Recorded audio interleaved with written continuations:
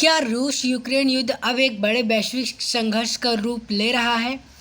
हाल ही की घटनाओं में ईरान और यूक्रेन के बीच तनाव बढ़ा है, जिससे यह सवाल उठ रहा है कि क्या यह संघर्ष अब नए मोर्चे पर पहुंच चुका है। आइए इस वीडियो के माध्यम से डिटेल से समझेंगे।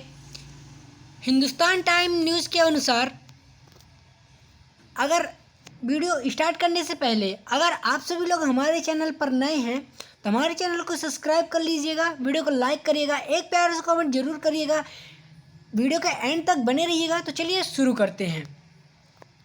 कैस्पियन सागर ड्रोन हमला, यूक्रेन और नया वैश्विक फ्लैक्स पॉइंट। आखिर इसका मुख्य मुद्दा क्या है? ईरान का दावा है कि यह एक साधारण व्यापारिक जहाज था। यानी जो ये जहाज था, ईरान दावा कर रहा है कि यह एक साधारण व्यापारिक जहाज था, पर यहाँ पे यूक्रेन पर अंतर्राष्ट्रीय कानून तोड़ने और इजराइल के इशारे पर युद्ध भड़काने का आरोप है। साथ ही साथ देखें कि यहाँ पे जो हमले की मुख्य घटना है वो क्या है। तो यूक्रेन द्वारा कैस्पियन सागर में ड्रोन हमला किया गया। ठीक है, यहाँ पे एक निर्दोष नाविक की मौत हो गई तथा अन्य गंभीर रूप से घायल हैं। साथ ही साथ वाणिज्यिक जहाज में भयंकर विस्फोट हुआ है। यानी यहाँ पे यूक्रेनी जो खुफिया एजेंसी द्वारा रूसी आपूर्ति रोकने का दावा किया गया है। साथ ही साथ इसमें देखें कि जो ईरान बनाम यूक्रेन है, तो ईरान आक्रमणकारी प्रतिक्रिया करता है।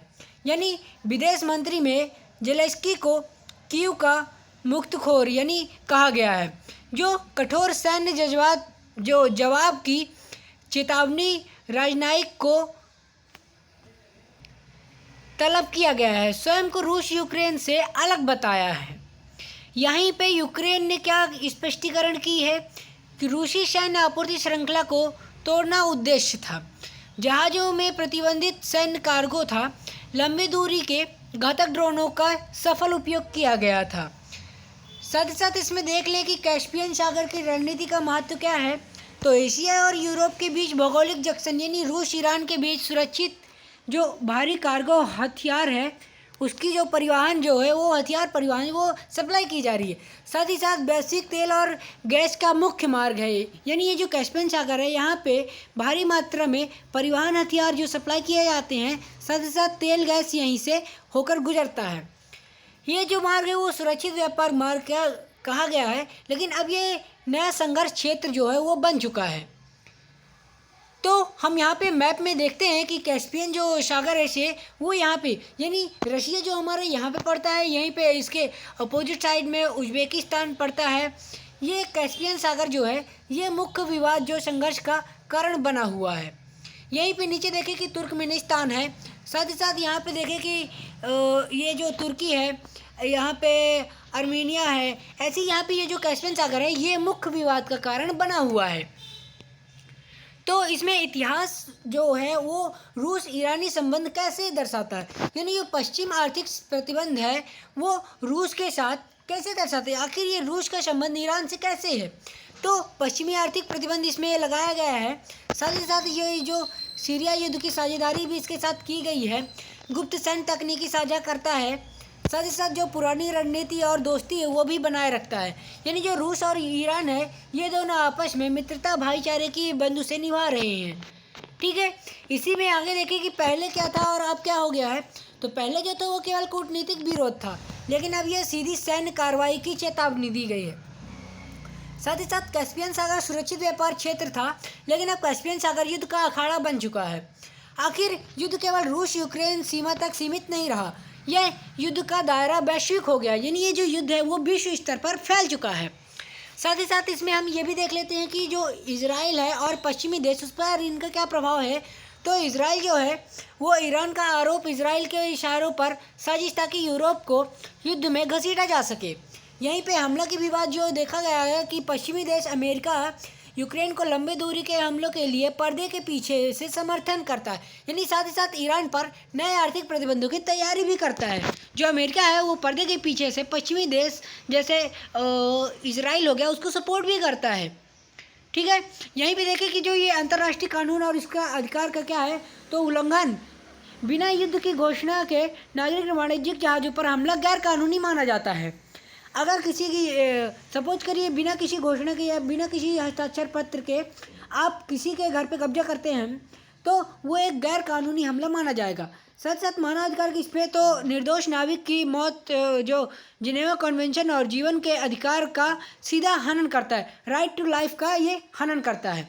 ठीक है, साथ ही साथ इसमें हम देखें कि जो यहाँ पे राज्य व्यवस्था और अंतर्राष्ट्रीय राजनीति पर क्या प्रभाव पड़ता है, तो ईरान जो है वो कट्टरपंथी धड़े सरकार पर सैन्य जवाबी कार्रवाई के लिए भारी दबाव बना रहे हैं। साथ ही साथ यहीं पे यूक्रेन जो है वो जेलेंस्की सरकार की जो जेलेंस्की की सरकार है उसको अपनी सत्ता और पश्चिम समर्थन बनाए रखने के लिए यह हमला जरूरी मानता है। ठीक है, साथ ही साथ इसका जो निष्कर्ष निकलता है कि युद्ध का उपयोग घरेलू असंतोष दबाने और आपातकालीन शक्तियों को बढ़ाने के लिए किया जा रहा है। ठीक है, यहीं पर देखें कि जो आर्थिक प्रभाव इस पर क्या प्रभाव पड़ता है, तो जो समुद्री परिवहन और बीमा लागत में भारी वृद्धि होती है। साथ ही साथ कैस्पियन सागर में सुरक्षित आवागमन जो बाधित होता है उस पर ये प्रतिबंध लगाता है, यानी ये जो कमज़ोर वैश्विक आपूर्ति श्रृंखलाओं पर भारी दबाव भी बनाता है। साथ ही साथ ये अंतर्राष्ट्रीय शेयर बाजारों में गिरावट का भी एक कारण माना जाता है। ठीक है, यहीं पे बात कर लेते हैं कि इस पर भारत पर क्या प्रभाव पड़ेगा इसका, कैस्पियन सागर का। तो व्यापार मार्ग जो है वो भारत के महत्वाकांक्षी इंटरनेशनल नॉर्थ साउथ ट्रांसपोर्ट जो है कॉरिडोर उसको सीधा खतरा पहुंचाता है। साथ ही साथ ऊर्जा सुरक्षा पर यानी आयातित कच्चे तेल की कीमतों में भारी वृद्धि संभव है। साथ साथ रणनीति देखें तो कूटनीतिक संतुलन बनाए रखना और समुद्री मार्गों की सुरक्षा बढ़ाना जरूरी है। ठीक है, यहीं पर देखें कि भविष्य की संभावित जो स्थितियां हैं उस पर क्या प्रभाव पड़ता है, यानी नेक्स्ट हमारी जो पॉलिसी उसका हम क्या विचार कर सकते हैं, भविष्य के हमारे क्या प्रभाव पड़ सकते हैं। तो ईरान द्वारा पश्चिमी संपत्तियों पर जवाबी हमला करना, साथ ही साथ पत्थरों की इसमें जो रूस द्वारा मिसाइल हमलों की जो है वो वृद्धि की जा रही है। साथ ही साथ मध्य पूर्व यूरोप की महायुद्ध में विलय किया जा रहा है। यहीं पे अंतर्राष्ट्रीय समुदाय द्वारा त्वरित शांति वार्ता का दबाव भी बनाया जा रहा है।